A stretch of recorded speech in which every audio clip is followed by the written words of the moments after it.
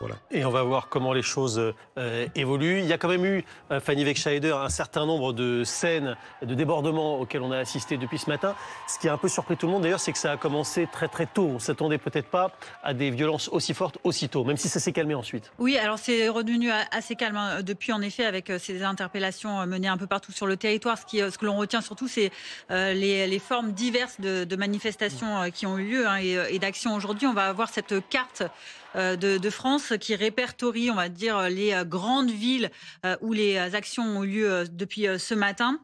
Vous le voyez un peu partout, vraiment, que ce soit des grandes métropoles, des villes plus moyennes, voire plus petites, parfois même dans des campagnes, des manifestations, des déambulations, des rassemblements statiques parfois, des occupations ou des blocages également. Si on regarde par thématique, par exemple, il y a eu les axes routiers qui ont beaucoup été bloqués depuis ce matin. Les périphériques et rocades, notamment à Paris, on l'a vu, notamment aux portes de Montreuil.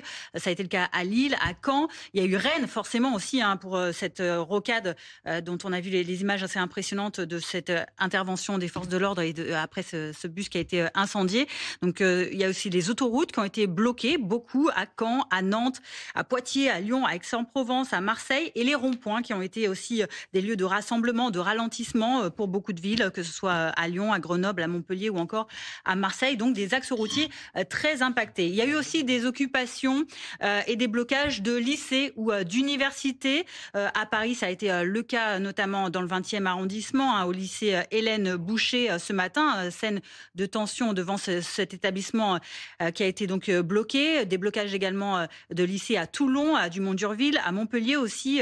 3 lycées ont été bloqués, dont un totalement. Une université également, Paul Valéry, Montpellier 3, a été bloquée. Toulouse aussi, le lycée Saint-Cernin.